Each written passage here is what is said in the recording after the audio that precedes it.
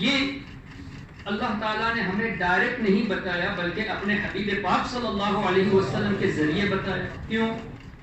ہم قرآن کریم کو قرآن کریم کہتے ہیں. بتایا کس نے کہ یہ قرآن ہے؟ کنہوں نے بتایا یہ قرآن ہے؟ ہمارے آقا صلی اللہ علیہ وسلم. اور کچھ الفاظ ایسے ہیں جو حضور علیہ الصلوۃ والسلام کی حدیث ہم کہتے ہیں. یہ بھی نبی پاک صلی اللہ علیہ وسلم نے فرمایا. جو ان کے الفاظ تھے اس کو حدیث، اور جو ان کی زبان سے نکلے انہوں نے فرمایا یہ اللہ کا کلام ہے، ہم نے قرآن تسلیم کر لیا. کلام کتنے ہوئے؟ 2. زبان کتنی؟ 1. قرآن کو قرآن ماننے کے لیے حضور کی زبان کے ہم محتاج، اور حدیث کو حدیث ماننے کے لیے بھی نبی پاک صلی اللہ علیہ وسلم کی زبان مبارک کے ہم محتاج. اب حضور علیہ الصلوۃ والسلام کی زبان مبارک اتنی سچی ہے کہ اللہ کے رسول صلی اللہ علیہ وسلم نے فرما دیا یہ قرآن کی آیت ہے. اب آج کوئی اس آیت کو رد کرے گا تو وہ کافر ہو جائے گا. نبی پاک صلی اللہ علیہ وسلم کی زبان مبارک کی جو ویلیو اللہ نے رکھی ہے کہ ان کے زبان اقدس سے جو نکل چکا اور فرما دیا یہ اللہ کا کلام ہے، اس کو اگر کسی نے کہا کہ یہ قرآن نہیں ہے، میں اس آیت کو نہیں مانتا، میں ریجیکٹ کرتا ہوں، تو وہ ایمان سے خالی ہو جائے گا. اللہ اکبر. اور نبی پاک صلی اللہ علیہ وسلم نے جو اپنی طرف سے اللہ کے حکم سے جو اپنی زبان اقدس سے ارشاد فرمایا اس کو ہم حدیث کہتے ہیں. کیا پتا چلا؟ 2 کلام، زبان 1. تو اس زبان اقدس سے اللہ تبارک و تعالی نے اپنی تعریف کو پیش کی ہمارے سامنے. اللہ تعالیٰ نے سورہ اخلاص میں هو اللہ احد سے شروع فرمایا یا قل هو اللہ احد سے؟ کیسے شروع ہوتی ہے سورہ اخلاص؟ قل هو اللہ احد. کیا اللہ تعالیٰ ایسا نہیں فرما سکتا تھا هو اللہ احد، اللہ الصمد، کہ اللہ ایک ہے، اللہ بے نیاز ہے، لم یلد ولم یولد، اللہ کی کوئی اولاد نہیں، نہ کسی نے اللہ کو جنا ہے، ولم یکن له کفوا احد، اللہ کی کوئی مثال پیش نہیں کر سکتا. اللہ تعالیٰ بے نیاز ہے، اللہ کی شان بہت اعلیٰ ہے. اب یہ الفاظ اللہ تعالیٰ نے هو اللہ احد سے شروع نہیں فرمایا بلکہ لفظ قل کہہ کے شروع فرمایا. کیا پتا چلا؟ رب تبارک و تعالیٰ اپنی تعریف، اپنی شان بیان کرتا ہے حضور کی زبان اقدس سے. اے میرے حبیب صلی اللہ علیہ وسلم، بات میری ہے لیکن زبان آپ کی ہو. کیوں؟ اللہ کو اپنے حبیب کی زبان اتنی پسند ہے کہ خود اپنی تعریف اپنے حبیب کی زبان سے کہلوا رہا ہے. تبھی تو استاد زمن شہنشاہ سخن مولانا حسن رضا خان رحمۃ اللہ علیہ نے فرمایا، جو اعلیٰ حضرت کے بھائی ہے، قل کہہ کر اپنی بات بھی لب سے تیرے سنی. قل کہہ کر اپنی بات بھی لب سے تیرے سنی. کیوں؟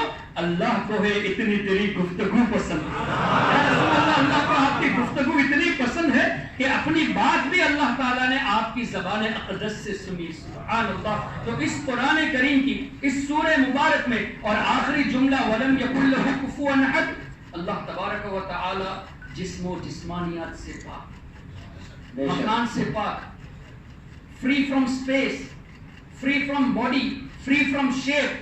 تو یہ جو شیپ اور باڈی کی بات کرنے والے کوئی صحابی نہیں تھے، کسی صحابی کا یہ عقیدہ نہیں تھا، بلکہ 700 سال کے بعد یہ عقیدے کو گھڑا گیا. اب جو اللہ تبارک و تعالیٰ کا جسم ثابت کرنے کے لیے آج کل نئے عقائد کو لے کر کتابوں میں شائع کرتے ہیں، آپ ان سے ایک سوال کریں کہ کیا اللہ کے رسول صلی اللہ تعالیٰ علیہ وسلم نے کبھی اپنی پوری زندگی میں یہ فرمایا کہ اللہ تعالیٰ کا جسم ہے؟ ان کے پاس کوئی جواب نہیں. آپ ان سے پوچھیں کہ کیا سیدنا صدیق اکبر رضی اللہ تعالیٰ عنہ نے کبھی یہ عقیدہ ظاہر کیا کہ اللہ تعالیٰ کا جسم ہے؟ You won't be able to find any reference for that. کوئی دلیل آپ کو نہیں ملی.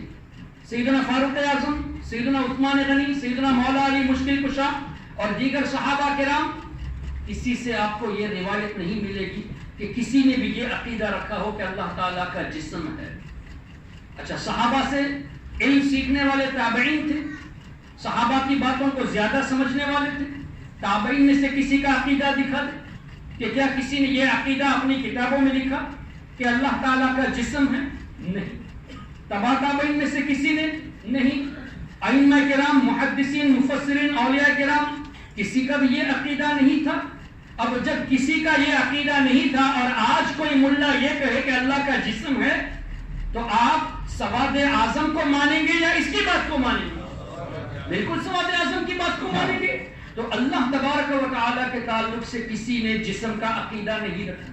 اور جسم کا عقیدہ رکھنے میں عقائد کی خرابی کیا آتی ہے؟ اگر کسی کا جسم ثابت کر لیا جائے تو اس کے لیے مکان فکس ہو گئے, جگہ فکس ہو گئی. اور مکان بنانے والا کون ہے؟ اللہ. جگہ بنانے والا کون ہے؟ تو اللہ ہی بنانے والا ہے. اور اللہ کا جسم ثابت کر کے اللہ کے لیے اگر مکان ثابت کرو گے تو اس مکان کو, اس جگہ کو بھی خالق ماننا پڑے گا, ازلی اور ابدی ماننا پڑے گا, جبکہ یہ سب مخلوق ہے.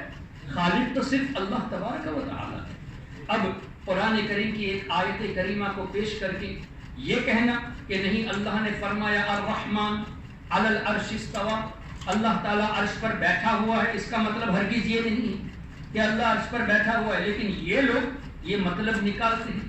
اب آپ سے میں سوال کروں, اللہ تعالیٰ اگر عرش پر بیٹھا ہے تو عرش مخلوق ہے یا خالق ہے؟ کریشن ہے یا کریٹر ہے؟ مخلوق ہے, کریشن ہے. اللہ تعالیٰ کریٹر ہے, اللہ خالق ہے, عرش مخلوق ہے. اگر اللہ عرش پر بیٹھا ہوا ہے تو آپ یہ سوال کریں عرش کو پیدا کرنے سے پہلے اللہ کہاں تھا؟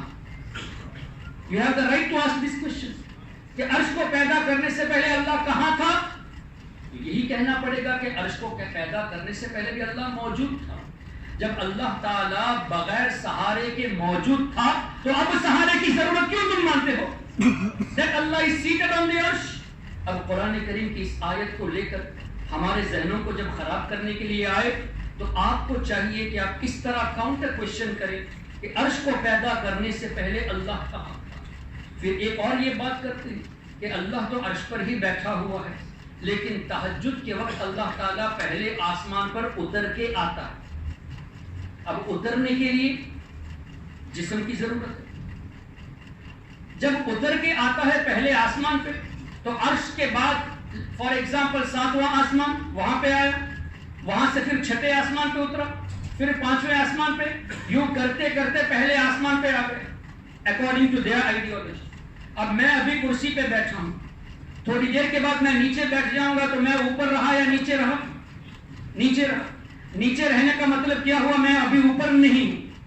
اور ابھی اوپر ہوں تو ابھی کوئی یہ نہیں کہہ سکتا کہ احسان نیچے بیٹھا ہے. نیچے بیٹھا ہے کوئی نہیں کہہ سکتا. کیوں؟ I am already up. میں اوپر آ گیا تو ابھی نیچے نہیں ہوں. جب نیچے آ گیا تو اوپر نہیں ہوں. اب اکارڈنگ ٹو دیئر آئیڈیالوجی اللہ عرش پر بیٹھا ہوا ہے. تہجد کے وقت پہلے آسمان پہ اتر کر آتا ہے تو تہجد کے وقت اللہ تعالیٰ پہلے آسمان پہ ہے یا عرش پر ہے؟ اکارڈنگ ٹو دیم کہاں پر ہے؟ اس کا مطلب عرش پر نہیں ہے. تہجد کے وقت اللہ تعالیٰ عرش پر نہیں ہے اکارڈنگ ٹو دیئر آئیڈیالوجی. لیکن کیا یہاں تہجد کا وقت ہے؟ ابھی تک نہیں ہوا. تو ان کے عقیدے کے مطابق اس وقت اللہ کہاں ہے؟ عرش پر. یہاں 11 بج رہے ہیں, سری لنکا میں تقریباً 12:15. تو سری لنکا میں بھی تہجد کا وقت نہیں, انڈیا میں بھی تہجد کا وقت نہیں ہوا. تو according to their ideology India والوں کے لیے اللہ کہاں ہے؟ عرش پر. عمان والوں کے لیے کہاں ہے؟ تو انڈیا میں 12:15 بجے ہیں, جاپان میں اس وقت 4:45 بجے ہیں, 3.5 گھنٹے آگے ہیں. تو 3:45 بجے ہیں جاپان میں. تو جاپان میں اس وقت تہجد کا وقت ہوا. سنگاپور میں 3:45 بجے ہیں, ابھی تہجد کا وقت نہیں ہوا. جاپان میں 3:45 بجے ہیں, تہجد کا وقت ہو گیا. اس کا مطلب کیا ہوا کہ ان کے عقیدے کے مطابق جاپان والوں کے لیے اللہ تعالیٰ پہلے آسمان میں ہے اور عمان والوں کے لیے اللہ تعالیٰ عرش پر ہے. مشرک ہم کو کہتے ہیں 2 اللہ یہ مانتے ہیں. اللہ کے تعلق سے یہ عقیدہ 2 اللہ ماننے والے یہ لوگ ہیں کہ اللہ تعالیٰ عرش پر ہر وقت بیٹھا ہوا ہے, صرف تہجد کے وقت زمین پر پہلے آسمان پہ آتا ہے. تو آپ ان سے پوچھیں تم ہم سنی مسلمانوں کو مشرک کہتے ہو, 2 اللہ تو تم نے مانا. تمہارے عقیدے کے مطابق اس وقت اللہ تعالیٰ عرش پر ہے اور جاپان والوں کے لیے اللہ تعالیٰ پہلے آسمان میں ہے. جب پہلے آسمان میں ہے تو عرش پر نہیں رہا, اور جب عرش پر ہے تو پہلے آسمان میں نہیں رہا. اس کا مطلب you are accepting there are more than one God. اللہ کے ساتھ تم نے کسی اور کو شریک ٹھہرا دیا. اور مشرک ہم سنی مسلمانوں کو کہتے ہیں شرک خود کرتے ہیں. پھر دوسری بات یہ کہ ان کا یہ کہنا کہ اللہ تعالیٰ آسمان پر ہے. اب آسمان اس عمان کا اگر آپ نکال لیں گے میپ میں تو عمان ابھی اگر یہاں ہے تو آسمان اس طرف ہوا. یورپ کی طرف جائیں گے تو اور اس طرف ہو گیا. اب آسمان کہاں اشارہ کرے گا؟ اس طرف کرے گا. اس وقت عمان سے دیکھا جائے تو یوں ہے. تو اکارڈنگ ٹو یور آئیڈیالوجی اللہ تعالیٰ اس طرف ہے اور یورپ والوں کے لیے اللہ تعالیٰ اس طرف ہے. پھر اور آپ نیچے جائیں گے ایسٹ کی طرف تو امریکہ والوں کے لیے اللہ تعالیٰ اس طرف, آسٹریلیا والوں کے لیے اللہ تعالیٰ اس طرف ہے. کیا مذاق بنا کے رکھا ہے؟ رب تبارک و تعالیٰ کے تعلق سے مذاق بنا کے رکھا ہے؟ جب آسمان میں کہتے ہو تو آسمان میں کس طرف ہے؟ عمان والوں کے لیے اس طرف, جاپان والوں کے لیے اس طرف, امریکہ والوں کے لیے اس طرف, سری لنکا والوں کے لیے نیچے کی طرف. یہ کون سا مذاق ہے؟ وہ بھی رب تبارک و تعالیٰ کے تعلق سے. کلمے کا معنی یہ نہیں ہے, کسی صحابی نے اس طرح کا عقیدہ نہیں سکھایا. لیکن آج کل یہ نئے عقیدے گڑھنے والے اس طرح کے عقائد کو پیش کر کے ہمارے ایمان کو لوٹتے ہیں اور ہمارے رب کے تعلق سے غلط عقیدہ ہم کو سکھاتے ہیں. اور پھر مزید لا الہ الا اللہ, نہیں کوئی معبود سوائے اللہ تبارک و تعالی. جب عقیدے کا مطلب, کلمے کا مطلب ہی یہی ہے کہ اللہ کے سوا کوئی معبود نہیں, تو اللہ کے ساتھ کسی اور کو شریک ٹھہرانا اور یہ عقیدہ رکھنا کہ اللہ فلاں فلاں جگہ پہ الگ الگ وقتوں میں رہتا ہے, یہ اللہ کے ساتھ مذاق کرنا. اور یہ کلمے کا معنی یہ نہیں, کلمے کو غلط پیش کر کے ہمیں اللہ تعالیٰ ہی سے دور کرنا. پھر اللہ تبارک و تعالیٰ نے ہمیں کیا حکم دیا اپنے بارے میں؟ تو اللہ تعالیٰ نے فرمایا کہ نہیں کوئی معبود سوائے اللہ تعالیٰ کے. الحمدللہ ہم نے کسی کو اللہ تبارک و تعالیٰ کے علاوہ معبود نہیں سمجھا. لا معبود الا اللہ, لا مقصود الا اللہ, لا مشہود الا اللہ. ہم عبادت صرف اللہ تعالیٰ ہی کی کرتے ہیں, لیکن ہم پر الزام لگایا جاتا ہے کہ تم نے یا رسول اللہ کی صدا لگا کر حضور علیہ الصلوۃ والسلام کی ندا کر کے تم نے شرک کر دیا. یہ کہتے کہ نہیں کہ یا رسول اللہ کہہ کے تم نے شرک کر دیا. اب شرک کا مطلب کیا ہو؟ اللہ کے ساتھ کسی کو شریک ٹھہرانا. تو ایسوسیٹ پارٹنرز وتھ اللہ, اللہ کی ذات میں یا صفات میں کسی کو شریک ٹھہرانا. یہ میں ذرا کھلا بولتا ہوں تاکہ آپ لوگ اس بات کو ذہن میں رکھ لو اور دوسروں کو بھی جواب دے سکیں. اللہ کے ساتھ کسی کو شریک ٹھہرانا یہ بھی شرک, to associate partners with Allah. اب ہم نے کہا یا رسول اللہ, now I want to ask you, یا رسول اللہ کا مطلب کیا ہے؟ اے اللہ کے, دوبارہ کہیں اے اللہ کے.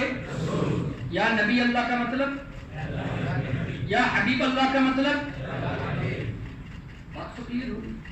ہم نے یا رسول اللہ کہہ کے حضور کو اللہ مانا یا اللہ کا رسول مانا؟ اللہ تو نہیں مانا. یا رسول اللہ, اللہ کے رسول. یا حبیب اللہ, اللہ کے حبیب. یا نبی اللہ, اللہ کے نبی. ہم نے اللہ تو نہیں مانا.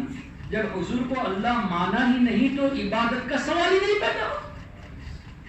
حضور کی عبادت کرنے کا تو سوال ہی نہیں پیدا ہوتا. تعظیم کرتے ہیں کیوں؟ اللہ تعالیٰ کا حکم ہے. اب ہم نے یا رسول اللہ کہا, اے اللہ کے رسول, اور یہ لوگ کہتے ہیں یا رسول اللہ کہنا شرک ہے. تو اس کا مطلب یہ نبی کو اللہ جیسا مانتے تبھی تو شرک کہتے ہیں. اس لیے کہ شرک کی تعریف کیا ہے؟ اللہ کے ساتھ کسی کو شریک ٹھہرانا. اگر یا رسول اللہ کہنا شرک ہے, اس کا مطلب ان کا عقیدہ یہ ہے کہ رسول اللہ کی طرح ہے تبھی تو شرک ہوا. اور ہم نے رسول کو اللہ کی طرح نہیں مانا بلکہ اللہ کا رسول مانا. اب آپ مجھے بتائیے, اگر کسی نے شرک کیا, شرک اگر کسی نے کیا تو اس کا ایمان باقی رہا یا ختم ہو گیا؟ اس کی بخشش ہوگی؟ کیوں نہیں ہوگی؟ اللہ نے فرمایا ان اللہ لا یغفر ان یشرک بہ, بے شک اللہ تعالیٰ شرک کرنے والوں کو نہیں بخشے گا. بے شک اللہ نے فرمایا میں ہرگز نہیں بخشوں گا. جس نے میرے ساتھ کسی کو شریک ٹھہرایا اس کو نہیں بخشوں گا. تو شرک کرنے والے کی بخشش نہیں ہے.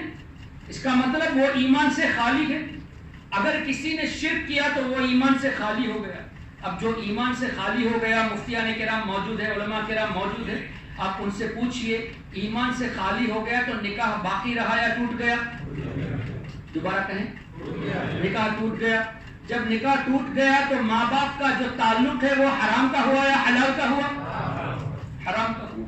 اب دوبارہ اس کو سن لیجیے, کسی نے اگر شرک کیا تو ایمان سے خالی ہوا, ایمان سے خالی ہوا تو نکاح ٹوٹ گیا. نکاح ٹوٹ گیا تو رابطہ حرام کا ہوا. اب جو رابطہ حرام کا ہے اس سے اگر کسی بچے کی ولادت ہوئی تو وہ حلالی ہوا یا حرامی ہوا؟ کیا ہوا؟ حلالی تو نہیں ہوا نا. اب یہ لوگ ہم سنی مسلمانوں کو مشرک کہتے ہیں, اپنے باپ دادا کو مشرک کہتے ہیں. کیا کہتے ہیں؟ کہ ہمارے باپ دادا انجانے میں رسول کریم صلی اللہ علیہ وسلم کی طرف ندا کر کے یا رسول اللہ یا غوث اعظم یا غریب نواز کی ندا کر کے مشرک ہو گئے کہتے ہیں. ہم جب علم سیکھنا شروع کیے تب ہم کو پتا چلا کہ یہی صحیح عقیدہ ہے. ہمارے والدین, ہمارے باپ دادا, انہوں نے تو شرک کر دیا. اب اس کا مطلب کیا ہوا؟ اپنے دادا دادی کو شرک کرنے والا کہہ کے انہوں نے دادا دادی کے ایمان کو ختم کر دیا, اور دادا دادی کا ایمان ختم ہوا تو ان دونوں کا نکاح بھی گیا, اور نکاح جب گیا تو ان دونوں کا رابطہ حلال کا نہیں ہوا. اب دادا دادی کے رابطے کو حرام کا کہہ کے یہ اپنے ماں باپ کو کیا کہتے ہیں؟ حلالی تو نہیں کہتے. اور اپنے ماں باپ کو مشرک کہتے ہیں, اپنے آپ کو حرامی کہتے ہیں. تو ان کی عقلیں آپ دیکھیں, ان کی سوچ آپ دیکھیں, خود سمجھتے نہیں یہ کیا بک رہے ہیں. اللہ تبارک و تعالیٰ کے تعلق سے غلط عقائد کو پیدا کر کے یہ خود اپنے ماں باپ کو بھی حلالی نہیں مانتے اور خود اپنے آپ کو بھی حلالی نہیں مانتے. محترم حضرات, اس لیے ضرورت اس بات کی ہے کہ ہم کسی کی بھی تقریر ایسے ہی نہ سنیں, بلکہ پہلے ان کا بیک گراؤنڈ دیکھیں کہ وہ کس عقیدے سے تعلق رکھتا ہے. کیا اس کا عقیدہ وہی ہے جو صحابہ کرام کا تھا؟ اس لیے کہ ہرگز کوئی صحابی آپ کو ایسا نہیں ملے گا جنہوں نے یہ کہا ہو کہ یا رسول اللہ کہنا شرک ہے, بلکہ لاکھوں صحابہ یعنی 1,24,000 کے قریب صحابہ کرام عرفات کے میدان میں موجود ہے, تو ہزاروں کی تعداد میں صحابہ اور سب کے سب صحابہ ان کا عقیدہ یہی تھا کہ یا رسول اللہ کہنا یہ قرآن اور حدیث سے ثابت, اور انہوں نے عمل کر کے بھی دکھایا. ہر وقت حضور علیہ الصلوۃ والسلام کی بارگاہ میں یا رسول اللہ کہہ کے پکارتے تھے, یہاں تک کہ نبی پاک صلی اللہ علیہ وسلم کے وصال کے بعد بھی یا رسول اللہ کی صدا لگاتے تھے. اور وہ لگانا, صدا لگانا آج بھی مدینہ شریف میں جعلی مبارک میں آپ کو لکھا ہوا نظر آئے گا, یا خیر من دفنت. سبحان اللہ. یہ جو الفاظ ہے کہ اے وہ شخص جو زمین میں رہنے والوں میں سب سے بہتر ہے, یا کہ ندا سے نبی پاک صلی اللہ علیہ وسلم کے پکارنے والی روایت کو مواجہہ شریف میں جعلی مبارک میں لکھ دیا گیا ہے. اس کو دیکھتے ہیں پھر بھی کہتے ہیں کہ یہ شرک, وہ ان کو نظر آ رہا ہے پھر بھی کہتے ہیں کہ یا کہہ کے پکارنا شرک ہے. اللہ تعالیٰ عقل سلیم عطا کرے, ہم سب کے ایمان و عقیدے کی حفاظت فرمائے. تو میں یہ عرض کر رہا تھا, کلمے کا مطلب اگر کسی نے لا الہ الا اللہ کہہ دیا تو اس کا مطلب یہ ہے کہ وہ اللہ کے سوا کسی کو معبود مانتا ہی نہیں, صرف اللہ ہی معبود ہے. اب اگر کسی نے اللہ تعالیٰ کے نبیوں کو پکارا, اللہ کے ولیوں کو پکارا, تو وہ اللہ سمجھ کر نہیں بلکہ اللہ کا نیک بندہ سمجھ کر پکارا. ہم مزارات پہ جاتے ہیں, اب لوگ ہم سے کہتے ہیں نا کہ تم شرک کر رہے ہو. خواجہ غریب نواز کی بارگاہ میں گئے, شرک کا فتویٰ لگاتے ہیں. غوث اعظم کی بارگاہ میں گئے, گلبرگہ شریف گئے, شرک کا فتویٰ لگاتے ہیں. محترم حضرات, ایک مثال سے سمجھیے, خواجہ غریب نواز کی بارگاہ میں حاضری ہوئی ہوگی آپ میں سے اکثر کی. حضرت ابراہیم بن ادہم کی بارگاہ میں حاضری ہوئی ہوگی آپ لوگوں کی, دیگر اولیاء کرام کی بارگاہ میں حاضری ہوئی ہوگی. اب غریب نواز کی بات کو لے لیتے ہیں. اگر آپ غریب نواز کی بارگاہ میں اجمیر شریف جانے کا ارادہ کریں گے تو آپ کے ذہن میں کیا آئے گا؟ خواجہ غریب نواز رضی اللہ تعالیٰ عنہ اپنی قبر میں آرام فرما رہے ہیں, لیکن اب یہ بھی ذہن میں آئے گا کہ قبر میں آرام کرنے کے لیے موت کا مزہ چکھنا ضروری ہے. اب یہ بھی ذہن میں آئے گا موت کا مزہ چکھنے کے لیے دنیا میں زندگی بسر کرنا ضروری ہے, اور زندگی بسر کرنے کے لیے پیدا ہونا بھی ضروری ہے. ذہن میں بات آئے گی کہ نہیں؟ اب کیا نتیجہ نکلا؟ خواجہ غریب نواز پیدا ہوئے, دنیا میں زندگی بسر کیے, موت کا مزہ چکھے, اور موت کا مزہ چکھنے کے بعد قبر شریف میں آرام فرما رہے ہیں. ایک اور بات حدیث پاک میں ہے کہ قبر مومن کے لیے جنت کے باغوں میں سے ایک باغ ہے. جنت کے باغ میں آرام فرما رہے ہیں. 5 چیزیں ہوئی. کیا؟ پیدا ہوئے, زندگی بسر کیے, موت کا مزہ چکھے, قبر میں آرام فرما رہے ہیں. کون سی جگہ؟ جنت کے باغوں میں سے ایک باغ. اب جنت کے باغ میں اللہ کی رحمت ہوتی ہے یا عذاب ہوتا ہے؟ رحمت ہوتی ہے. اب غریب نواز کی بارگاہ میں حاضری دیے تو کہاں گئے؟ رحمت والی جگہ پہ گئے. تو اللہ تبارک و تعالیٰ کی رحمت میں سے کچھ قطرے حاصل کرنے کے لیے ہم بزرگوں کی مزار پہ جاتے ہیں. اب اس مزار پہ جانے کے تعلق سے شرک کہنا کیا مطلب ہوا؟ اللہ کے ساتھ کسی کو شریک ٹھہرانا، یہ شرک کی تعریف ہے۔ اب اللہ نے اپنے بارے میں کیا فرمایا؟ لم یلد ولم یولد، اللہ پیدا نہیں ہوا، نہ ہی اللہ کی کوئی اولاد ہے، اللہ کو کسی نے نہیں جنا۔ غریب نواز پیدا ہوئے، اللہ پیدا نہیں ہوا، کوئی سملیرٹی بنی، کوئی ایسوسیشن بنا؟ جب ایسوسیشن نہیں بنا تو شرک کہاں سے ہوا؟ اللہ پیدا ہونے سے پاک، خواجہ غریب نواز پیدا ہوئے، کوئی سملیرٹی نہیں، اب کوئی شرک کا فتویٰ لگائے تو مطلب کیا ہوا؟ اللہ کو پیدا ہونے والا مانتا ہے یہ۔ دوسری بات، اللہ نے قرآن کریم میں ارشاد فرمایا هو الذی خلق لکم ما فی الارض جميعا، زمین میں جتنی چیزیں ہیں اللہ تعالیٰ نے ہمارے لیے پیدا فرمایا۔ کیا اللہ کو دنیا میں رہنے کی حاجت ہے؟ اللہ ہی نے تو دنیا کو بنایا، اور اللہ کے نزدیک دنیا تو مکھی کے پر کے برابر بھی ویلیو نہیں رکھتی۔ اللہ دنیا میں رہتا نہیں، نہ ہی اللہ کو رہنے کی حاجت۔ اللہ تو کائنات کا مالک، وہ خالق ہے، ہم دنیا میں رہتے ہیں۔ خواجہ غریب نواز دنیا میں رہے، اللہ تعالیٰ کو دنیا میں رہنے کی حاجت نہیں۔ کوئی سملیرٹی پائی گئی، کوئی ایسوسیشن پایا گیا، تو یہ بھی ثابت ہو چکا کہ غریب نواز دنیا میں رہے، اللہ دنیا میں رہنے سے پاک، بلکہ اللہ خالق ہے، اور اللہ پیدا ہونے سے پاک، غریب نواز پیدا ہوئے۔ تیسری چیز آیت الکرسی میں کیا ہے؟ اللہ لا الہ الا هو الحی القیوم لا تأخذہ سنۃ ولا نوم۔ دوبارہ لا تأخذہ، کیا مطلب؟ اللہ تعالیٰ کو نہ نیند ہے نہ اونگ ہے، نیند بھی نہیں اونگ بھی نہیں، موت تو بہت دور کی بات، اللہ تعالیٰ کے لیے تو موت ہے ہی نہیں۔ اللہ تعالیٰ کے لیے نیند بھی نہیں، اور اونگ ہوتی ہے نا کبھی کبھی تھکان میں، اونگ بھی نہیں ہے، ڈراؤزینس بھی اللہ کے لیے نہیں ہے، سلیپ بھی نہیں ہے۔ خواجہ غریب نواز نے موت کا مزہ چکھا، کوئی سملیرٹی پائی گئی نہیں۔ شرک کیسے ہوا؟ پھر خواجہ غریب نواز قبر میں آرام فرما رہے ہیں، اللہ کی کوئی قبر نہیں، ظاہر ہے اللہ تعالیٰ نے پوری کائنات کو اللہ نے بنایا، تو یہاں بھی سملیرٹی نہیں۔ اور جنت اللہ نے بنائی کن کے لیے؟ مسلمانوں کے لیے۔ حضرت آدم علیہ نبینا علیہ الصلوۃ والسلام کے تعلق سے لوگوں نے یہ بیان کرنا شروع کر دیا کہ معاذ اللہ انہوں نے گناہ کیا تب زمین پر آئے۔ یہ کہتے ہیں کہ آدم علیہ السلام نے گناہ کیا تبھی اللہ تعالیٰ نے زمین پر بھیجا۔ ان سے پوچھئے کہ اللہ تعالیٰ نے حضرت آدم علیہ السلام کو پیدا کرنے سے پہلے فرشتوں سے کیا فرمایا؟ وَإِذْ قَالَ رَبُّكَ، اے حبیبی یاد کرو جب آپ کے رب نے فرشتوں سے فرمایا للملائکہ انی جاعل فی السماء ہے، کیا ہے؟ فی الارض ہے، انی جاعل فی الارض خلیفہ، اے فرشتوں میں زمین پر اپنا نائب بنانے والا ہوں۔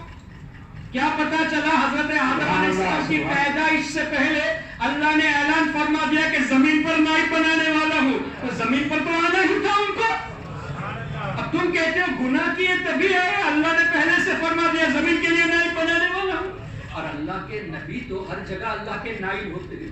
یہ میں نے بار بار خاص کر فی السماء یہ کہہ کے فی الارض اس لیے آپ کو ایمفسائز کیا تاکہ یہ بات ذہن میں آ جائے، زمین پر گناہ کی وجہ سے نہیں آئے، کہتے ہیں یہ غلط ہے۔ اللہ تعالیٰ نے زمین کے لیے خلیفہ مقرر فرما دیا تھا۔ اب اس میں حکمتیں کیا ہیں؟ حکمتیں کئی، ایک حکمت یہ ہے کہ حضرت آدم علیہ السلام کی اولاد میں مسلمان بھی ہے، غیر مسلم بھی ہے، اور وہ تھے جنت میں، اور جنت مسلمانوں کے لیے، غیر مسلموں کے لیے جنت نہیں ہے۔ اللہ تعالیٰ نے حضرت آدم علیہ السلام کو دنیا میں بھیجا، اے میرے نبی آدم علیہ السلام آپ دنیا میں جائے، آپ کی اولاد ہوگی، جو مسلمان ہوں گی وہ الگ ہو جائے گی، جو مسلمان نہیں ہوں گے وہ الگ ہوں گے، اور جنت میں مسلمانوں کو لے کر آپ تشریف لائیں گے۔ ان کی پشتیں مسلمان بھی تھے، غیر مسلمان بھی تھے، اللہ تبارک و تعالیٰ نے ایسا انتظام فرما دیا کہ دنیا میں حضرت آدم تشریف لائے، اور جو مسلمان ہے وہی جنت میں جائیں گے۔ حکمتیں اتنی بڑی ہے لیکن اندھوں کو کچھ نظر نہیں آتا، صرف گستاخیاں دیکھتے ہیں۔ تو میں یہ عرض کر رہا تھا، اللہ تبارک و تعالیٰ کے ولی سیدنا خواجہ غریب نواز رضی اللہ تبارک و تعالیٰ عنہ یہ قبر میں آرام فرما رہے ہیں، اور قبر جنت کے باغوں میں سے ایک باغ ہے۔ اللہ تبارک و تعالیٰ نے جنت ہمارے لیے بنائی ہے، مسلمانوں کے لیے، یعنی ہمارے لیے بنائی ہے۔ اللہ تعالیٰ جنت میں رہتا نہیں، بلکہ جنت تو اللہ کی پیدا کی ہوئی ہے، اور غریب نواز جنت کے باغوں میں سے ایک باغ میں رہتے ہیں۔ یہاں بھی کوئی سملیرٹی پائی نہیں گئی۔ جب کسی بھی طرح کوئی ایسوسیشن ہوتا ہی نہیں تو کیسے تم نے کہہ دیا مزار پہ جانا شرک ہے؟ اگر کسی نے شرک کہا تو اس کا مطلب وہ اللہ کا پیدا ہونا مانتا ہے، اللہ کا دنیا میں رہنا مانتا ہے، اللہ کے لیے موت مانتا ہے، اللہ کے لیے قبر مانتا ہے، اور اللہ کا جنت میں رہنا مانتا ہے، اور یہ سب ایسا نہیں ہے، تو ان لوگوں نے مس کوٹ کر کے ہمارے نوجوانوں کے عقیدے کو لوٹنے کی کوشش جاری رکھی ہے۔ محترم حضرات، اللہ تبارک و تعالیٰ کے اولیاء یہ رحمتوں کے نزول کے اسباب ہوتے ہیں۔ اب اللہ تبارک و تعالیٰ کے تعلق سے ہم نے جو ایمان رکھا، لا الہ الا اللہ، اللہ کے سوا کوئی معبود نہیں، ہم اجمیر شریف جا کر یا بغداد شریف جا کر ان پتھروں کی پوجا نہیں کرتے، غریب نواز کی اور غوث اعظم کی پوجا نہیں کرتے، وہاں رکھے ہوئے مٹی کی پوجا نہیں کرتے، بلکہ جنت کے باغ میں آرام کرنے والے اللہ کے ولی کی تعظیم کے لیے کرتے۔ We are standing there to respect that person who is the beloved of Allah and not to worship the stones. وہاں کے پتھر کی پوجا کے لیے نہیں جاتے۔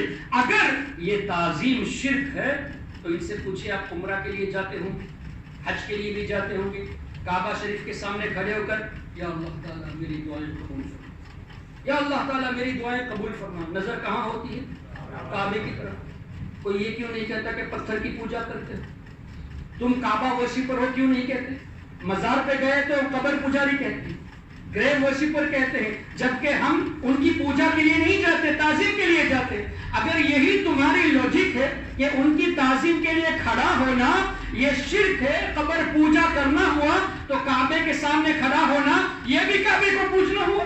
لیکن کوئی اس کو کعبے کو پوجنا نہیں کہتا۔ جواب کیا دیتے؟ نہیں، ہم تو کعبے کی تعظیم کے لیے کھڑے ہیں، ہم تو اللہ ہی کی پوجا کرتے، اللہ کا حکم ہے کعبے کی طرف فیس کرنے کے لیے، اس لیے تعظیماً کھڑے ہوتے ہیں، اس کی پوجا نہیں کرتے، عبادت اللہ کی کرتے۔ اگرچہ فیسنگ کعبے کی طرف ہے تو کعبے کو فیس کرنا، کعبے کی تعظیم کرنا یہ شرک نہیں۔ اسی کعبے کو دیکھ کر تو ہمارے آقا صلی اللہ علیہ وسلم نے فرمایا، جس طرح حدیث کا مفہوم کہ اے کعبہ، بے شک تیری عزت اللہ کے نزدیک ہے، تیری عظمت اللہ کے نزدیک ہے، لیکن اے کعبہ، اللہ کے اولیاء کی عزت تم سے بھی زیادہ اللہ کے نزدیک ہے۔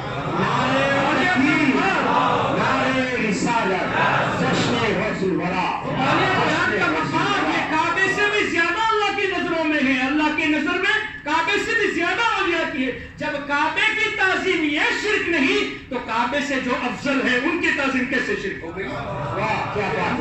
پجاری کہتے ہو تو قبر پجاری ہوتا ہے، وہ صرف غریب نواز کی بارگاہ میں نہیں جائے گا، قبر پجاری تو ابو جہل کی قبر کو بھی ڈھونڈ کے جائے گا، کیوں؟ قبر کو پوجا کرنا ہے، تو اس کے لیے صرف اولیاء اور انبیاء کی مزار کو تو ڈھونڈے گا نہیں۔ جس کو قبر کی پوجا کرنا ہے وہ کسی بھی قبر پہ چلا جائے۔ لیکن کیا کبھی آپ نے دیکھا، جیسے میں آتے ہی شروع کرتے میں نے کیا کہا کہ حضرت ابراہیم بن ادھم کی مزار ہے، فلاں بزرگ کی مزار ہے، فلاں اللہ کے نبی کی مزار ہے، کیا اشتیاق ہوا کہ یہاں اللہ کے نیک بندے آرام فرما رہے ہیں، ان کی مزار کی طرف ہم سفر کر کے جائے تاکہ رحمتیں جو وہاں نازل ہوتی ہے اس میں ہم کو بھی کچھ حصے ملے۔ یا کبھی میں نے یہ کہا یا کسی نے یہ کہا کہ چلو دیکھتے ہیں ابو جہل کی قبر کہاں، حاضری دے کے آتے ہیں، عتبہ اور شیبہ کی قبر کہاں ہے، حاضری دے کے آتے ہیں۔ یا کسی نے اس طرح کا کہا ابو لہب کی قبر کہاں ہے کہ جا کے دیکھے، حاضری دے کے آتے ہیں؟ نہیں۔ کیا پتا چلا قبر پجاری اگر ہوتا تو ہر قبر پہ جاتا۔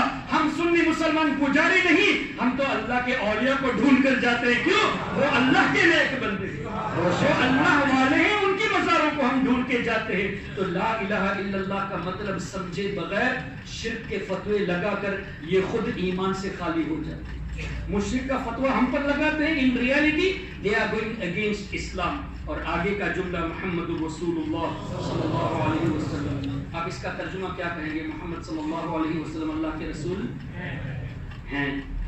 لیکن آپ کو تعجب ہو، میں نے بمبئی میں چھپی ہوئی ایک کتاب دیکھی، اردو میں اس میں لکھا تھا اللہ کے رسول تھے، اور ہمارے سری لنکا میں ایک بہت بڑا جامعہ ہے دوسرے لوگوں کا، وہاں لائبریری میں لکھا ہوا انگلش میں ہے کہ محمد صلی اللہ علیہ وسلم واز دا میسنجر آف اللہ، تھے۔ بامبے میں بھی میں نے دیکھا، وہاں کی چھپی کتابیں، اور سری لنکا میں بھی ہے he was the prophet of Allah. اب حضور علیہ الصلوۃ والسلام آج بھی اللہ کے رسول ہیں یا نہیں؟ اگر تھے کہیں گے تو مطلب کیا ہوا؟ ابھی نہیں ہے۔ ابھی نہیں اگر کہہ دیں گے تو قرآن کے خلاف ہو جائے گا۔ کیوں؟ اللہ نے کیا فرمایا؟ تبارک الذی نزل الفرقان علی عبدہ لیکون للعالمین نذیرا۔ اللہ نے پورے عالمین کے لیے رسول بنا کر بھیجا۔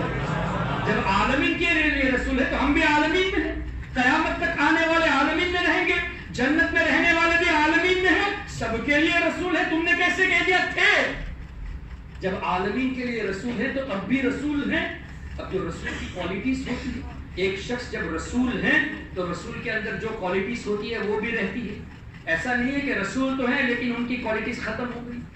اگر ایسا کوئی کہے تو اس سے کہے کہ قرآن سے دکھاؤ، حدیث سے دکھاؤ کہ حضور علیہ السلام اللہ کے رسول تو ہیں لیکن رسول کے اندر جو اوصاف، جو کوالٹیز ہوتی ہے، فار ایگزامپل رسول کے پاس علم غیب ہوتا ہے، میں نہیں کہتا، اللہ نے فرمایا وما کان اللہ لیطلعکم علی الغیب، اللہ نے فرمایا کہ میں عام لوگوں کو علم غیب نہیں دیتا، ولکن اللہ یجتبی من رسلہ من یشاء، میں اپنے رسولوں کو غیب دیتا ہوں۔ تو رسول کے پاس غیب ہونا یہ قرآن سے ثابت ہو گیا۔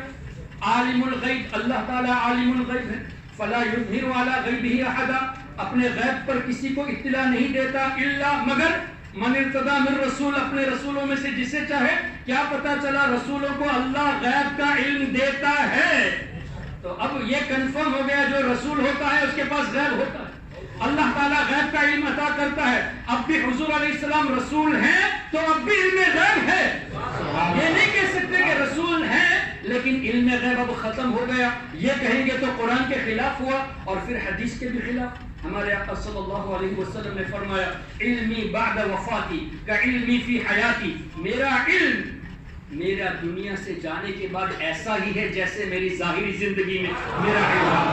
ہمارے آقا فرماتے ہیں میرا علم ایسا ہی ہے، میرے وفات کے بعد بھی ایسا ہی ہے جیسے ظاہری زندگی میں، علم بعد وفاتی کا علمی فی حیاتی۔ ہمارے آقا فرمائے مجھے اب بھی علم غیب ہے، وفات کے بعد بھی علم غیب ہے، اور یہ کہے کہ اب نہیں ہے۔ ہم ان کی بات کو سنیں، اللہ کے رسول کی بات کو سنیں۔ پھر رسول کی ایک کوالٹی یہ بھی ہے، اللہ تعالیٰ نے قرآن میں ارشاد فرمایا الذین یتبعون الرسول النبی الامی الذی یجدونہ مکتوبا عندهم فی التوراۃ والانجیل یأمرهم بالمعروف وینہاہم عن المنکر ویحل لهم الطیبات ویحرم علیہم الخبائث ویضع عنہم اصرہم۔ اللہ کے رسول یہ بوجھ کو ہلکا کرنے والے، لوگوں کی مصیبتوں کو دور کرنے والے، لوگوں کے بوجھ کو ہلکا کرنے والے۔ بوجھ کو ہلکا کرنا، مصیبتوں کو دور کرنا، یہ دفع بلا ہے کہ نہیں؟ لوگوں کے اندر جو پریشانی ہے ان پریشانیوں کو دور کرنا مطلب بلا کو دور کرنا۔ تو رسول کی ایک کوالٹی یہ ہے کہ دافع البلا ہوتے ہیں۔ جب آج بھی رسول ہیں تو آج بھی دافع البلا ہے۔ اگر کوئی کہے نہیں ہم رسول تو مانتے ہیں، دافع البلا نہیں مانتے، تو وہ قرآن کو پورے طور سے نہیں مانتا، حدیث کو پورے طور سے نہیں مانتا۔ اس کو اور آسانی سے سمجھنے کی کوشش کرے۔ اللہ تعالیٰ نے فرمایا لقد جاءکم رسول من انفسکم عزیز علیہ ما عنتم حریص علیکم، کیا ہے؟ بالکافرین یہاں ہے، بالمنافقین ہے، کیا ہے؟ بالمؤمنین رؤوف الرحیم۔ اللہ نے فرمایا میرا یہ حبیب مومنین کے لیے رؤوف بھی ہے، رحیم بھی ہے۔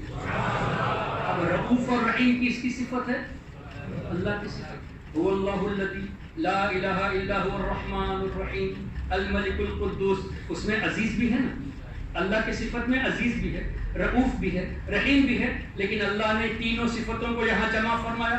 عزیز علیہ ما عنتم حریص علیکم بالمؤمنین رؤوف الرحیم۔ کیا پتہ چلا؟ اللہ نے فرمایا میرا یہ حبیب صلی اللہ علیہ وسلم ایسے شفیق ہیں کہ تمہارا مشقت میں پڑنا، تمہارے کو اگر کوئی تکلیف ہوتی ہے تو میرے حبیب کو اس سے گرا گزر، یعنی ہمارا تکلیف میں پڑنا ہمارے آقا صلی اللہ علیہ وسلم کو محسوس ہوتا ہے کہ میرا امتی تکلیف میں ہے، ان پر گرا گزرتا ہے۔ حریص علیکم، تمہاری بھلائی کے بہت زیادہ چاہنے والے۔ بالمؤمنین رؤوف الرحیم، مومنین کے لیے رؤوف بھی ہیں، رحیم بھی ہے۔ اب میں نے اس کو بار بار اس لیے پڑھنے کو کہا کہ بالکافرین ہے، یہاں بالمنافقین ہے، بالمؤمنین ہے۔ ہم اور آپ مومن ہیں کہ نہیں؟ اللہ اور رسول پر ایمان لا کر مومن ہوئے نا، الحمدللہ۔ ہم جب مومن ہیں تو قرآن میں اللہ نے فرمایا مومنین کے لیے رؤوف ہے، مومنین کے لیے رحیم ہے۔ ہم اگر مومن ہیں تو ہمارے لیے بھی آج ہمارے آقا رؤوف ہوئے، ہمارے آقا آج بھی ہمارے لیے رحیم ہوئے، اور قیامت تک جتنے بھی مومنین ہوں گے سب کے لیے رؤوف ہوئے، سب کے لیے رحیم ہوئے۔ اور وہ لوگ کہتے کہ نہیں تھے اب نہیں ہیں، جھگڑا کرنے کی ضرورت نہیں۔ کیوں؟ مومن کے لیے رؤوف اور رحیم ہے نا۔ تم اپنے کو مومن مانتے ہو تو حضور کو آج بھی رؤوف مانو، آج بھی رحیم مانو۔ اگر تم رؤوف اور رحیم نہیں مانتے تو جھگڑا ہی ختم، تم اپنے کو مومن ہی نہیں مانتے۔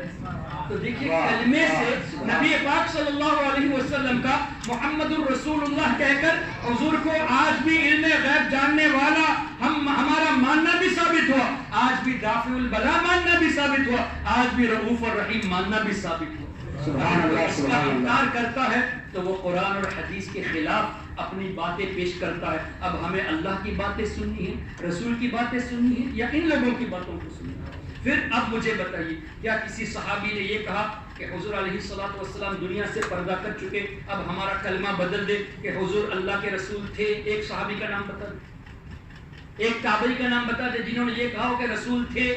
نہیں۔ ایک اور مثال، وَاعْلَمُوا أَنَّ فِيكُمْ رَسُولَ اللَّهِ، اللہ نے فرمایا جان لو تمہارے درمیان اللہ کے رسول ہیں۔ فیکم رسول اللہ، وَاعْلَمُوا أَنَّ فِيكُمْ رَسُولَ اللَّهِ، جان لو بے شک تمہارے درمیان اللہ کے رسول ہیں۔ ایک صحابی بتا دے قرآن کریم کے نزول کے بعد حضور علیہ الصلوۃ والسلام کے دنیا سے پردہ کرنے کے بعد یہ فرمایا ہو کہ وَاعْلَمُوا كَانَ فِيكُمْ رَسُولَ اللَّهِ، تمہارے درمیان رسول تھے؟ کیا کسی نے یہ ترجمہ پیش کیا؟ کیا کسی نے قرآن کی اس آیت میں ترمیم کی؟ کیا کسی مفسر نے ترجمے میں یہ کہا کہ کان تھے؟ نہیں۔ ترجمہ کیا ہے؟ آج بھی وہی ہے کہ اللہ کے رسول تمہارے درمیان موجود ہیں۔ اور اس پر مزید دلیل اللہ نے فرمایا وما ارسلناک الا رحمتا للعالمین، اے حبیب ہم نے آپ کو عالمین کے لیے رحمت بنا کر بھیجا۔ اور یہ لفظ عالمین، اس میں کتنی جامعیت ہے۔ اللہ تعالیٰ نے اپنے بارے میں فرمایا تو الحمدللہ رب العالمین، اللہ تعالیٰ پورے عالمین کا پالنے والا۔ عالمین اللہ کے سوا جو کچھ ہے سب عالمین، تو پورے عالمین کا پالنے والا اللہ ہے۔ قرآن کریم اللہ کے کلام کی بات آئی تو فرمایا ان هو الا ذکر للعالمین، یہ قرآن کریم عالمین کے لیے نصیحت ہے، پورے عالمین کے لیے نصیحت ہے۔ کیا پتہ چلا؟ رب تبارک و تعالی عالمین کا پالنے والا، اور اللہ کا کلام عالمین کے لیے نصیحت ہے، عالمین کے لیے ذکر ہے۔ حبیب کی بات آئی تو رحمت للعالمین، جس کا میں رب ہوں ان کے لیے قرآن نصیحت ہے، اور ان سب کے لیے میرا حبیب رحمت ہے۔ سبحان اللہ، ماشاءاللہ، نعرہ تکبیر، نعرہ رسالت، جشن غوث الورا، جشن غوث الورا، حافظ احسان مرزا صاحب قادری۔ تو نبی پاک صلی اللہ تعالی علیہ وسلم کا عالمین کے لیے رحمت ہونا آج بھی وہ رحمت ہے، اس لیے کہ عالمین میں ہم ہیں، سب کے لیے رحمت ہے۔ تو حضور علیہ السلام کا وصال کے بعد بھی رحمت ہونا قرآن سے ثابت ہوا۔ ایک اور آیت کریمہ سن لیجیے، النبی اولیٰ بالمؤمنین من انفسہم، اللہ نے فرمایا میرا نبی مومنین کی اپنی جانوں سے بھی زیادہ مالک ہے۔ ایک تفسیر یہ ہے کہ اپنی جانوں سے زیادہ قریب ہے، مومنوں کی جان سے زیادہ قریب ہے۔ انسان کی جان سب سے زیادہ اس کے قریب ہوتی ہے نا۔ اللہ نے کیا فرمایا؟ مومنین کے لیے ان کی جانوں سے زیادہ قریب ہے۔ اس کا مطلب کیا ہو؟ ہمارے جان کو پتہ چلنے سے پہلے ہمارے حالات ہمارے آقا کو پتہ ہے۔ کیوں؟ جان سے زیادہ قریب ہے۔ اولا بالمؤمنین، ہماری جان سے بھی زیادہ قریب ہے۔ تو ہمیں کوئی چیز اگر محسوس ہوتی ہے، کوئی تکلیف ہوتی ہے، تو ہماری جان کو پتہ چلنے سے پہلے ہمارے آقا صلی اللہ تعالی علیہ وسلم کو پتہ ہے، جان سے زیادہ قریب۔ اس میں بھی لفظ کیا ہے؟ النبی اولا بالکافرین ہے، النبی اولا بالمنافقین ہے، بالمؤمنین ہے۔ اگر تم مومن ہو تو مانو آج بھی حضور تمہاری جان سے زیادہ قریب ہے۔ اگر حضور کو اپنے سے قریب نہیں مانتے، تم اپنے کو مومن نہیں مانتے۔ ہاں یہ بات یقینی ہے کہ حضور علیہ السلام مومنوں کی جان سے بھی واقف ہے، منافقوں کے ارادوں سے بھی واقف ہے، کافروں کے ارادوں سے بھی واقف ہے، سب کے اعمال سے باخبر ہے۔ لیکن یہاں خاصیت دی گئی مومن کے لیے قریب ہے۔ اگر تم مومن ہو تو مانو حضور آج بھی ہم سے قریب ہے، حضور علیہ السلام آج ہم سے قریب ہے۔ اور یہ کہنا کہ دور سے پکارنا شرک ہے، حضور تو اللہ نے فرمایا قریب ہے، دور ہے ہی نہیں تو شرک کہاں سے ہوا؟ ایک تو دور سے پکارنا شرک کہنا یہ بھی غلط ہے، یہ تو قرآن اور حدیث کے خلاف ہے، اس لیے کہ اگر قریب سے سننا اللہ کی صفت ہے تو دور سے سننا بھی اللہ کی صفت ہے۔ لیکن یہاں تو معاملہ یہ ہے کہ اللہ نے قریب فرما دیا، بلکہ قریب تر فرما دیا اپنے حبیب پاک صلی اللہ علیہ وسلم کو۔ اب یہ کہو گے ارے حضور تو مدینے میں ہیں، تم عمان سے پکار رہے ہو، تم پاکستان سے، تم ہندوستان سے پکار رہے ہو، ارے قرآن کی روشنی میں ہم مومن ہیں تو حضور ہم سے قریب ہے، جب دور ہے ہی نہیں تو شرک کیسے ہوا؟ سبحان اللہ، ہم سے تو قریب ہے نبی پاک صلی اللہ علیہ وسلم، تو شرک ہوا کیسے؟ اللہ اکبر. ایک اور آیت کریمہ سن لیجیے. اللہ تعالیٰ نے ارشاد فرمایا قرآن کریم میں وَاسْتَغْفِرْ لِذَنْبِكَ وَلِلْمُؤْمِنِينَ وَالْمُؤْمِنَاتِ. اے حبیب پاک صلی اللہ علیہ وسلم اپنے قرابت داروں کی بخشش کے لیے دعا کیجیے, ان کے لیے استغفار کیجیے. لوگوں نے ترجمہ یہ کیا اپنے گناہوں کے لیے استغفار کیجیے, اور اس کو مزید ایمفسائز کیا لِيَغْفِرَ لَكَ اللَّهُ مَا تَقَدَّمَ مِن ذَنْبِكَ وَمَا تَأَخَّرَ, کہ اے میرے حبیب اللہ نے آپ کو کامیاب فتح عطا فرمائی, روشن فتح عطا فرمائی, تاکہ اللہ تعالیٰ آپ کے اگلے گناہ بھی معاف کرے, پچھلے گناہ بھی معاف کرے. یہ ترجمہ پیش کیا. اصل میں ڈائریکٹ قرآن کا ترجمہ کرنے سے آدمی گمراہ ہو جائے. قرآن کریم کو ایسے کوئی ترجمہ نہیں کر سکتا, اس کے لیے حدیث کی ضرورت پڑتی ہے, تفسیر کی ضرورت پڑتی ہے. خیر تھوڑی دیر کے لیے آرگیومنٹ سیک کے لیے مان لے کہ اللہ نے فرمایا اے نبی آپ کے پچھلے گناہ اور اگلے گناہ ہم نے معاف کر دیا, تو اس کا مطلب کیا ہوا؟ پہلے بھی گناہ کیے اور آگے بھی کرنے والے ہیں. لاجیکلی یہی ہوا نا کہ اللہ تعالیٰ آپ کے اگلے پچھلے گناہ معاف کر دے, اس کا مطلب آپ پہلے بھی معاذ اللہ گنہگار تھے, فیوچر میں بھی گنہگار رہیں گے. اب نبی کا مستقبل میں فیوچر میں گناہ کرنا ثابت ہوا اکارڈنگ ٹو دیئر ٹرانسلیشن. اگر نبی کا گناہ کرنا ثابت ہوا تو گناہوں پہ عمل کرنا سنت ہونا چاہیے. کیوں؟ اللہ نے فرمایا لقد کان لکم فی رسول اللہ اسوۃ حسنہ. اللہ نے فرمایا اطیعوا اللہ واطیعوا الرسول, رسول کی اطاعت کرو. اگر رسول نے گناہ کیا تو گناہ کی بھی اطاعت کرنی چاہیے. تو گناہ پہ عمل کرنا سنت ہونا چاہیے. یہ تو عقیدے کے خلاف ہو گیا. ایک تو نبی کو گنہگار مانو اور نبی کے طریقے پہ چلتے ہوئے امت کو گناہ کرنے کے لیے ترغیب دے رہے ہو. نبی کے اگلے اور پچھلے گناہ کا ترجمہ کر کے نبی کو گنہگار ثابت کرنا بھی پایا گیا, اور نبی کے گناہوں پہ عمل کرنا یہ بھی سنت پایا جائے گا. کتنی خرابی پیدا ہوتی ہے. اب اس کا مطلب کیا ہوا؟ جیسا کہ اعلیٰ حضرت امام اہل سنت نے پیش فرمایا, اپنی طرف سے نہیں, تفاسیر کی روشنی میں, اے میرے حبیب صلی اللہ علیہ وسلم آپ کے سبب, آپ کے صدقے میں اللہ تعالیٰ آپ کے اگلوں کی اور پچھلوں کی گناہ کو معاف آپ کے اگلے پچھلے نہیں, آپ کی امت کے گناہ معاف فرما دے. بات کچھ اور ہو رہی ہے اور یہ لوگ پیش کچھ اور کرتے ہیں. تو یہاں وَاسْتَغْفِرْ لِذَنْبِكَ ڈائریکٹ ترجمہ کیا ہوگا؟ آپ کے گناہوں کے لیے استغفار کیجئے. حالانکہ یہ مطلب نہیں ہے اپنے قرابت داروں کے لیے استغفار کیجئے. وَلِلْمُؤْمِنِينَ وَالْمُؤْمِنَاتِ, اور تمام مومنین مرد و عورت کے لیے استغفار کیجئے. اللہ ان اللہ غفور رحیم فرمایا قرآن, بے شک اللہ بخشنے والا مہربان ہے. جب اللہ بخشنے والا ہے تو اللہ اپنے حبیب سے کیوں فرماتا ہے کہ آپ ان کی بخشش کے لیے دعا کی؟ اللہ جب بخشنے والا ہے ان اللہ غفور رحیم, یہاں اللہ فرماتا ہے اے میرے حبیب میں تو بخشنے والا ہوں, لیکن آپ ان کی بخشش کے لیے دعا کیجئے, آپ ان کے لیے استغفار کیجئے. کیا پتا چلا؟ یقیناً اللہ بخشنے والا ہے. اللہ اپنے حبیب کے وسیلے سے اپنے حبیب کو شفاعت ان کی شفاعت سے اللہ تعالیٰ بخشتا ہے. یہی وجہ ہے نا. کیا بروز قیامت ایسا ہوگا؟ کبھی آپ نے قرآن اور حدیث سے یہ سنا کہ آدمی کو قبر سے اٹھایا جائے گا, مسلمان کو ڈائریکٹ جنت میں بھیجا جائے گا, غیر مسلم کو ڈائریکٹ جہنم میں بھیجا جائے گا؟ ایسا ہے حدیث؟ نہیں. کیا ہے؟ میدان محشر قائم ہوگا, سورج لوگوں سے قریب ہوگا, لوگ پسینے میں بہتے ہوں گے, کسی کا پسینہ گھٹنوں تک, کسی کا کاندھے تک, کوئی پسینے میں ڈوبتے رہے ہوں گے, تکلیف میں ہوں گے. لیکن اس موقع پر بھی اللہ کے رسول کا یہ فرمان ہے کہ اللہ کے نیک بندوں کو کوئی تکلیف نہیں ہوگی, کوئی حزن نہیں ہوگا, ان کے لیے کوئی پریشانی نہیں ہوگی. اللہ کے اولیاء ایسے ہیں کہ بروز قیامت لوگ تکلیف میں ہوں گے, پریشانی میں ہوں گے, لیکن لا خوف علیہم ولا هم يحزنون, ان کے لیے نہ کوئی خوف نہ کوئی حزن. یہی وجہ ہے نا قرآن کریم میں. آپ مجھے بتائیے اللہ کے نبی سے زیادہ کوئی نیک ہو سکتا ہے؟ حضرت ابراہیم علیہ السلام کی دعا,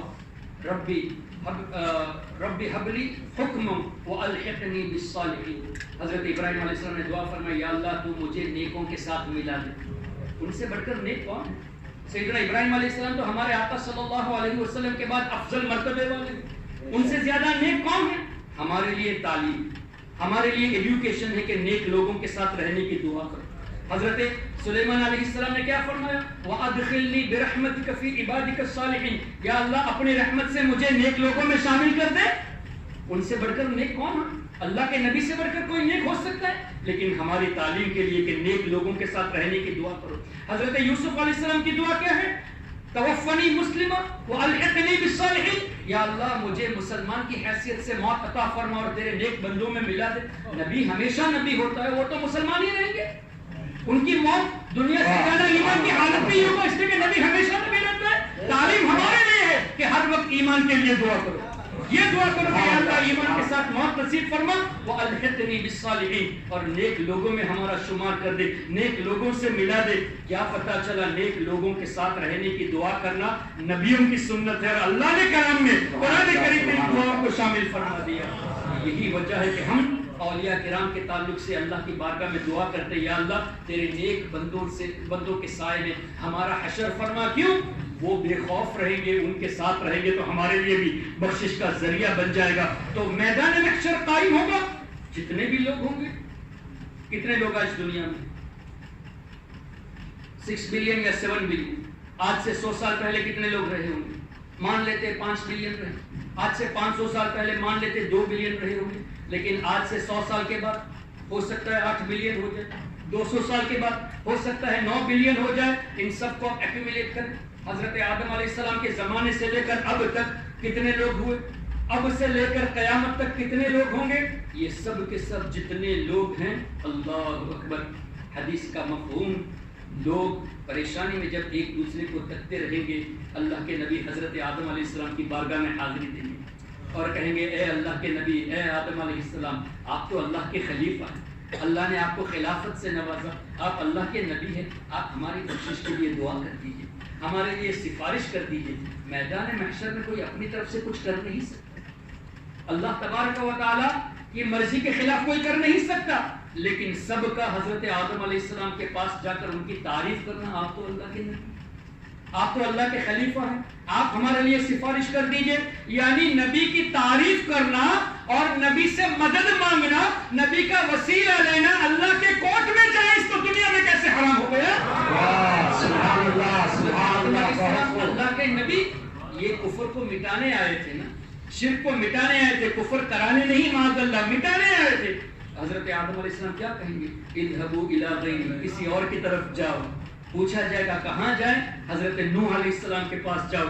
وہ یہ تو کہہ سکتے ہیں نا کہ آپ اللہ سے ڈائریکٹ مانگو، لیکن ہمیں کہاں دیکھ کریں گے؟ حضرت نوح علیہ السلام کے پاس۔ ہم ان کی تعریف کریں گے، ان سے مدد طلب کریں گے، وہ بھی فرمائیں گے حضرت ابراہیم علیہ السلام کے پاس جاؤ۔ ایک نبی دوسرے نبی کی طرف بھیج رہا۔ پھر حضرت ابراہیم علیہ السلام فرمائیں گے تم حضرت موسیٰ علیہ السلام کے پاس جاؤ، وہ فرمائیں گے تم حضرت عیسیٰ علیہ السلام کے پاس جاؤ، حضرت عیسیٰ علیہ السلام فرمائیں گے تم ان کے پاس جاؤ، ہم سب کے نبی، سب کے آتا ہے، ان کے پاس تم جاؤ۔ حضور علیہ السلام کیا فرمائیں گے؟ حدیث میں دکھا دو، اذهبوا الى غیری ہے انا لها، میں تو اسی لیے، میں تو شفاعت کے لیے۔ اللہ اکبر۔ ارے جس نبی کے ذریعے ہمیں بخشش ملنی ہے ان کے تذکرے کو بدعت کہتے ہیں، جن کے ذریعے ہمیں مغفرت ملنی ہے ان کی یاد کو بدعت کہنا، ان کے تذکرے کو بدعت کہنا کتنی بڑی جہالت ہے۔ نبی پاک صلی اللہ علیہ وسلم نے خود فرمایا، میں یہ کہوں گا انا لہا انا لہا۔ استاد زمن شہنشاہ سخن مولانا حسن رضا خان فرماتے ہیں، کہیں گے اور نبی اذهبوا الى غیری، میرے حضور کے لب پر انا لہا ہوگا، سبحان اللہ، حضور کے لب پر انا لہا ہوگا۔ حضور علیہ السلام فرماتے ہیں میں اللہ کی بارگاہ میں ایک طویل سجدہ کروں، ایک لمبا سجدہ، اور اس سجدے میں اللہ کی ایسی تعریف کروں گا کہ وہ الفاظ مجھے اس وقت دیے جائیں گے، اور وہ الفاظ ایسے ہوں گے کہ آج تک کسی نے اللہ کی ایسی تعریف نہیں کی، آج تک کسی نے ایسی تعریف نہیں کی۔ آپ مجھے بتائیے، ہمارے آقا فرماتے ہیں میدان محشر میں ایسا ہوگا، ایسا ہوگا، یوں ہوگا، یوں ہوگا، سب یہاں جائیں گے، پھر حضرت آدم علیہ السلام سے ہو کر حضرت نوح علیہ السلام کے پاس جائیں گے، کرتے کرتے میرے پاس آئیں گے، پھر میں سجدہ کروں گا اور اس سجدے میں اللہ کے حمد بیان کروں گا، وہ الفاظ اس وقت دیے جائیں گے، ایسے الفاظ ہوں گے کہ کسی نے ایسی تعریف نہیں کی، یہ غیب کی خبر نہیں تو اور کیا ہے؟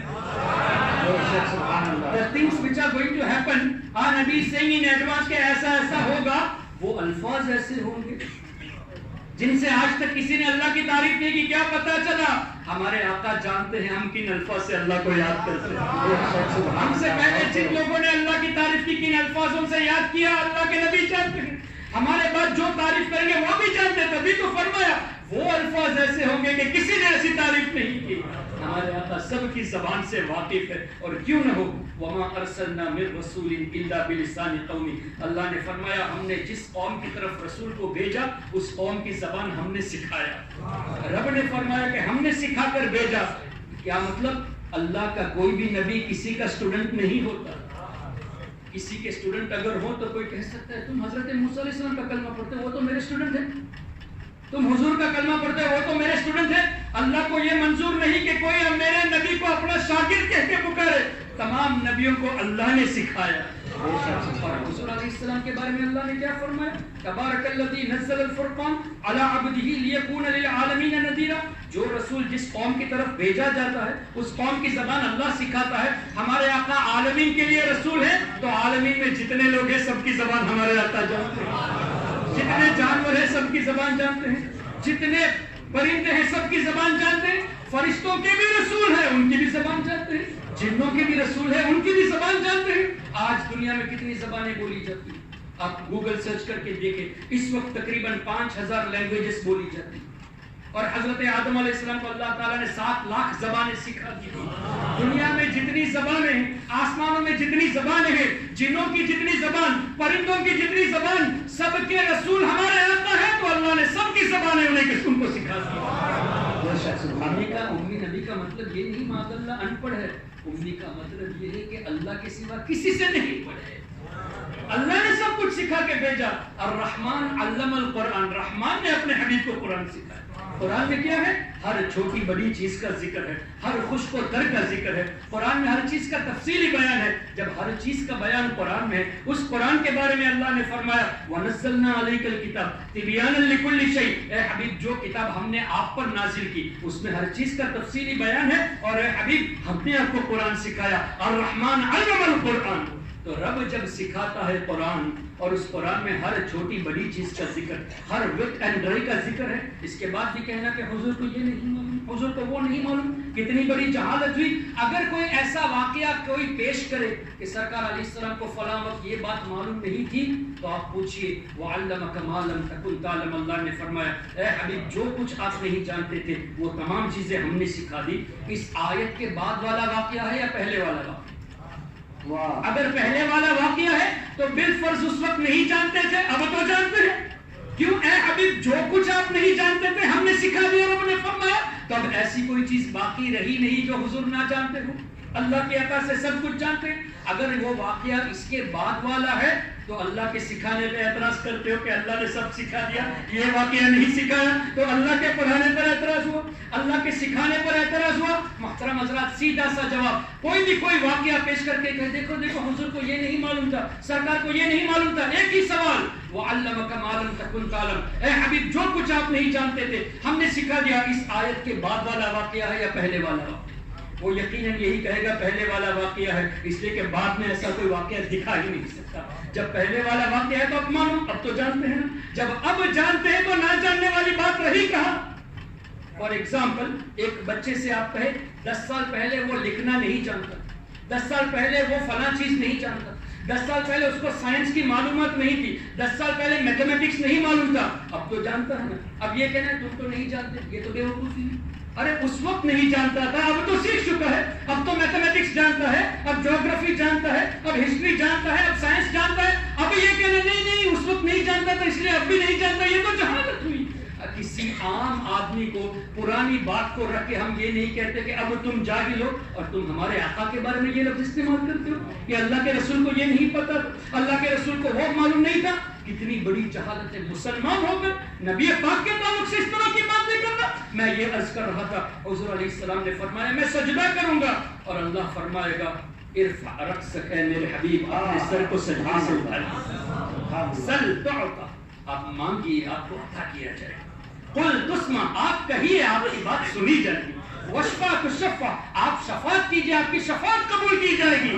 اعلیٰ حضرت امام اہل سنت جھوم اٹھے، فرماتے ہیں گرتے ہوئے ان کو مجدہ، سجدے میں گرے مولا، رو رو کے شفاعت کی تمہید اٹھائی ہے۔ پھر فرماتے ہیں کہ اللہ کا حکم ہوگا اے حبیب آپ شفاعت کیجئے آپ کی شفاعت قبول کی جائے گی۔ اعلیٰ حضرت جھوم اٹھے، فرماتے ہیں پیش حق مجدہ شفاعت کا سناتے جائیں گے، آپ روتے جائیں گے، ہم کو ہنساتے جائیں گے۔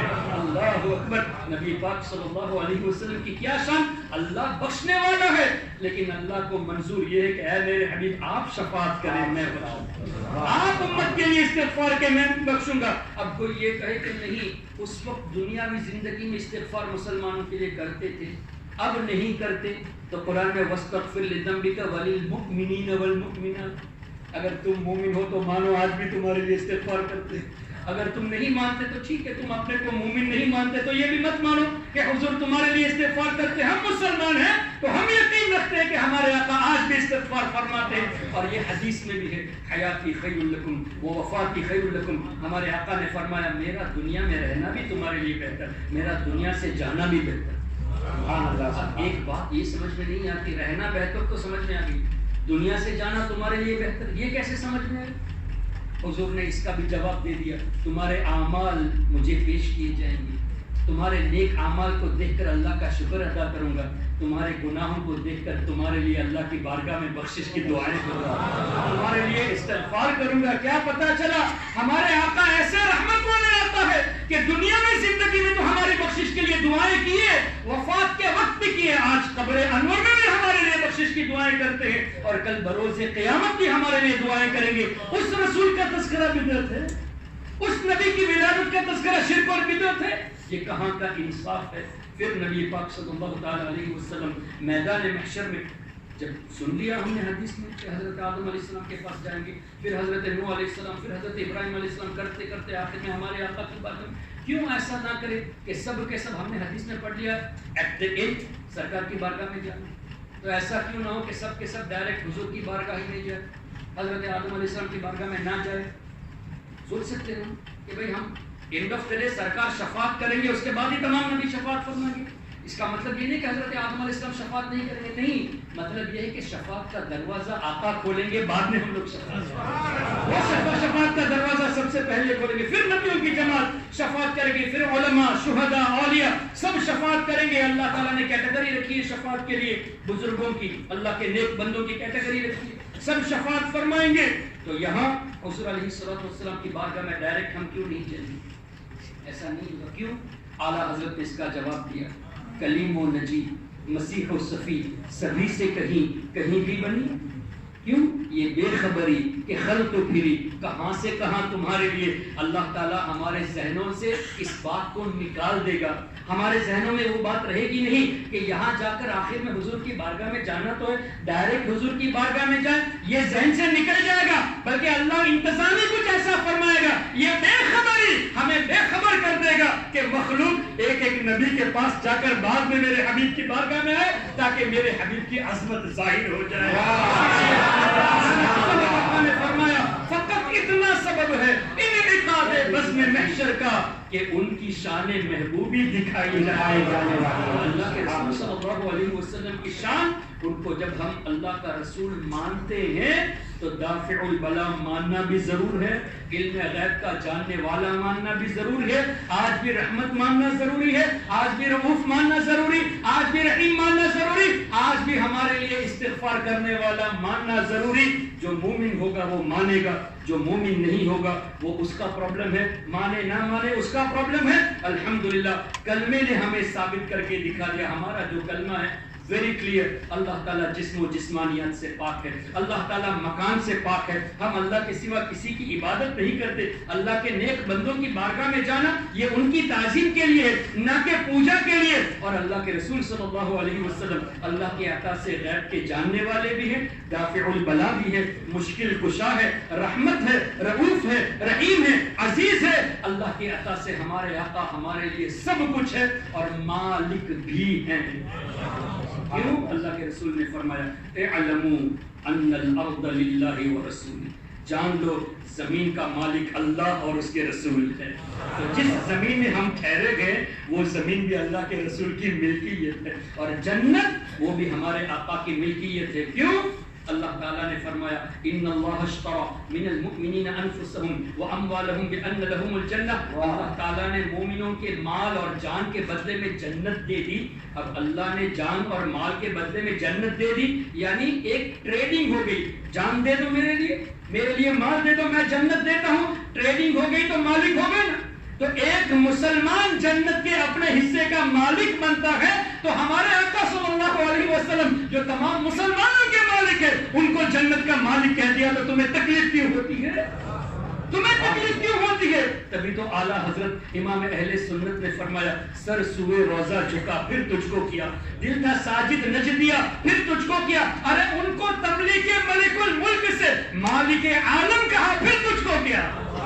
حضور علیہ السلام کو ہم نے عالم کا مالک کہا، تمہیں کیوں تکلیف ہوتی ہے؟ اللہ نے انہیں مالک بنایا۔ خود سرکار نے فرمایا کہ میں زمین کا مالک ہوں، خود سرکار نے فرمایا اوتیت مفاتیح خزائن الارض، اللہ تعالیٰ نے زمین کی جتنے خزانے ہیں ان تمام خزانوں کی جتنی چابیاں ہیں سب میرے ہاتھ میں دے دی۔ یہ نہیں فرمایا ایک خزانے کی ایک چابی، مفاتیح چابیاں پلورل، خزائن خزانے پلورل، جتنے خزانے ہیں اس کی جتنی چابیاں ہیں سب کے سب اللہ نے میرے ہاتھ میں دے دیا۔ کیا پتا چلا؟ واللہ یعطی، اللہ دیتا ہے، انما انا قاسم، میں ہی تقسیم کرنے والا، میں ہی بانٹنے والا ہوں۔ تبھی تو اعلیٰ حضرت نے فرمایا رب ہے معطی، یہ ہے قاسم، رزق اس کا ہے، کھلاتے یہ ہے۔ اور سیدی سرکار مفتی اعظم ہند مصطفیٰ رضا خان رحمۃ اللہ تعالی علیہ نے فرمایا وصل مولا چاہتے ہو تو وسیلہ ڈھونڈ لو، بے وسیلہ نجدیو ہرگز خدا ملتا نہیں۔ اور مزید یہ فرمایا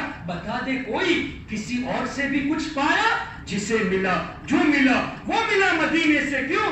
سب کے مالک اللہ کی عطا سے ہمارے آقا ہے۔ اسی لیے سیدی سرکار تاج الشریعہ مفتی اختر رضا خان رحمۃ اللہ تعالی علیہ نے یوں فرمایا جہاں پانی عطا کر دے، آگے کیا ہے؟ خالی جنت ہے، بھری جنت ہبا کر دے، خالی جنت کا تذکرہ نہیں، جہاں بانی عطا کر دے بھری جنت ہبا کر دے۔ کیوں؟ اس لیے کہ نبی مختار گل ہیں، جس کو جو چاہے عطا کر دے۔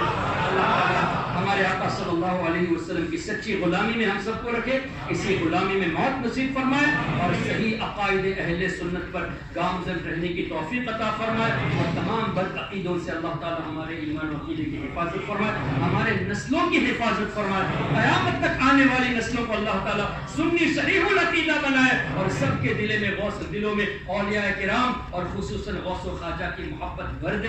اللہ تعالی ہم سب کو اپنے حبیب پاک صلی اللہ علیہ وسلم کی شفاعت نصیب فرمائے۔ سبحانک اللہم و بحمدک، اشہد ان لا الہ الا انت، استغفرک و اتوب الیک۔ السلام علیکم ورحمۃ اللہ وبرکاتہ۔